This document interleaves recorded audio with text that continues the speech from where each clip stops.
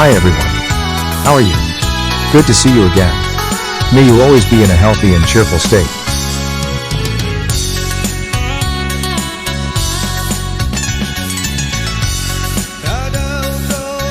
This time we will talk about the beauty and uniqueness of Tamu Kota Belud. Let's watch together until the end of the story featured.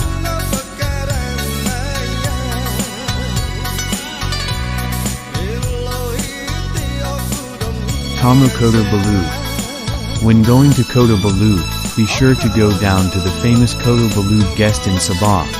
The weekly market is where traders gather to sell their produce. From leafy vegetables to cakes delicious, merchants proudly display their wares, attracting visitors with cheap deals. Once a year, Kota Belud hosts the Big Guest, an annual event every month October where people gather in this unique district to join the Big Guest celebration. Guest Big, which means big market, is literally the biggest guest hosted in the whole Sabah. It's time traders come out with their best wares and locals, highlighting the colorful culture of Kota Belud. Scenes like the cowboys of the east. The Bajau horsemen rode horses with their horses in fancy costumes, while displaying their lacking horse riding skills. His rival. Large guests are a great time to watch such traditional sports. Buffalo races and the Sarampak, Sinisip Beauty Queen's Wait. Walking around the guest market every weekend, Kota Belud is quite a champion. Guests do not want to miss the opportunity to find interesting sides to be immortalized in a memorable portrait. Seeing mothers selling colorful handicrafts in addition to traditional dress, beautiful guests of Kota Belud town with a wealth of various types of vegetables including salted fish and food which should not be viewed lightly. The most popular, of course, is the pickle cake. People also say, even buying anywhere, is not the same. It tastes better than the people of Kota Belud themselves who made it. That is why, Tamu Kota Belud be a mandatory location for visitors to buy cakes. There are also those who sell gongs and no less offer various types of machetes that are not unfamiliar to Bajau people in this area. Here, not only a variety of products are sold, from food to clothing and accessories daily, Tamu Kota Belud brings together a harmonious ethnic and tribal diversity. Some say, to know a certain culture or lifestyle of the local community, it is best to visit the market. For that, Tamu Kota Belud is able to give 1,000 a story about its inhabitants. From the products of farmers, ranchers and fishermen, Tamu Kota Velvet assembles everything. Being in Kota Belud, don't forget to go to Kampung Nahaba, one of the villages that share the freshness of water Wara River. According to locals, the Wara River is one of the longest rivers in the area with respect to having clear water as well as whitening rocks. In the village, a suspension bridge was built to cross the Wara River. Unable to draw with words of how beautiful and enchanting it was to ride the suspension bridge behind the atmosphere. Nature is so refreshing. Beneath it, the children were so merrily bathing in the clean and clear river. That's a treasure needs to be preserved throughout the ages so that future generations can enjoy its freshness. For those who love photography, Kota Belud is definitely the best location. Approaching the meadow extensive, the beauty is augmented by Mount Kinabalu, which is the backdrop of flavor enhancers amazing. Behind the meandering river and drainage, the summit of Kinabalu looks beautiful and rises in the refraction of the reconciling river water. Satisfied with the villages that are covered by the greenery of the paddy fields, what about migrating to Kampung Siasai? Famous for its fishing villages, the village is a liaison for those who want to vacation to Mantanani Island in addition to housing the Bajau Lao tribe. Don't be stingy to hang out with the locals as they are friendly enough to tell stories regarding the uniqueness of Kuala Abai and the interesting location to record the beautiful moments of sunrise and sunset. In the evening, after enjoying dinner, just sit in the chalets by the beach while entertained by the rustling of the waves. Do not be entertained by various communication technologies that interfere with business. Daily, enjoy the beauty of the village blended with sweeping sea views as well as life patterns.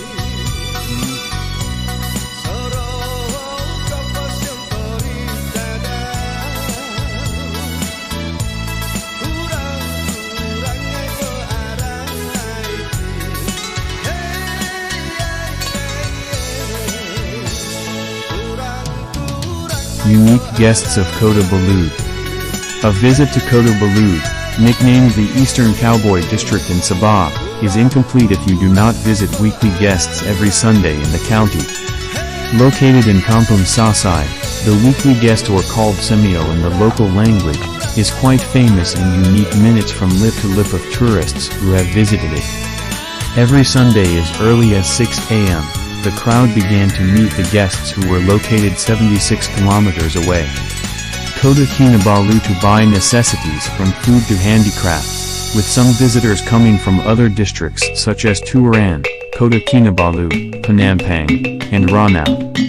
Interestingly, tourists to Sabah do not have to travel to the village to immerse themselves in the culture of the multiracial community. The district, whether Bajau, Kadazandusun, Irranun and Chinese, otherwise can visit the guests who are the location business and multiracial community meetings. Recommended for you. For the writer, the uniqueness of the guests of Kota Belud is in addition to communicating using the Malay language, traders or visitors able to communicate in multiple ethnic languages, and don't be surprised to hear the Chinese community speak in Bajau, Kadazandusun and Iranian languages.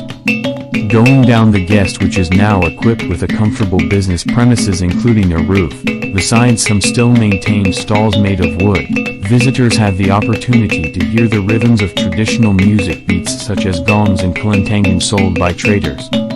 If lucky, visitors have the opportunity to witness a brief show of tribal culture in Kota Belud, where it is presented in the form of an exhibition of traditional clothing or an exhibition of traditional cultural equipment such as gongs, kelentangan and drums, as well as traditional clothing of the Bajau, Irranun and Kadazandusun tribes. While enjoying the sound of gongs or kelentangan, visitors may want to enjoy traditional food or cakes.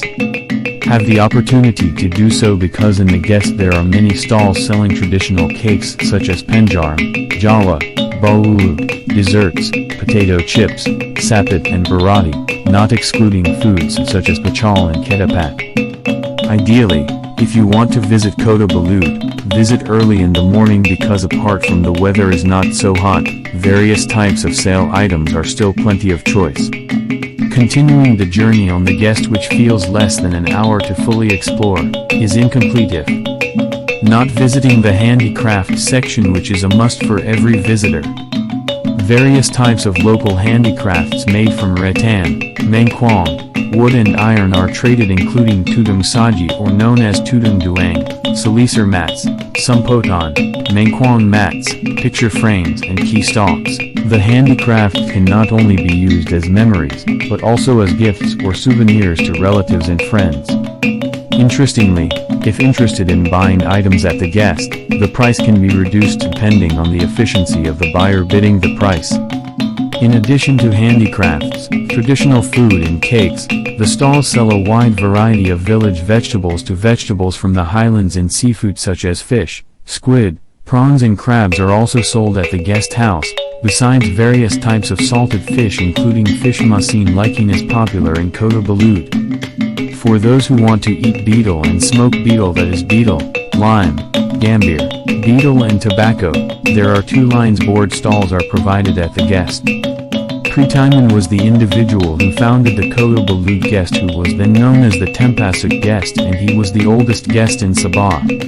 Historically, the 3 main purposes of Pritiman founding guests are to make it easier for local communities to meet residents and district officials, as well as uniting the district's 3 largest ethnic groups, namely the Bajau, Kadazandusun and Iranian, who were at loggerheads at the time.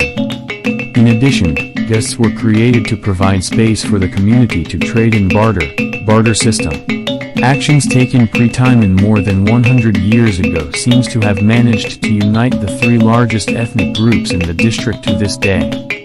Following that success, the British rule at the time opened up several other guests at the village level, but guests every Sunday in Kampung Siasai is the main guest. In the past, the presence of guests was very active at the village level, such as in Kampung Pandasan on every Tuesday, Rozak, Thursday, Tajanumber, Friday, and Kinabalu, Saturday. Apart from that, some villages such as Timbang Daong, Payas Payas and Tongasi also have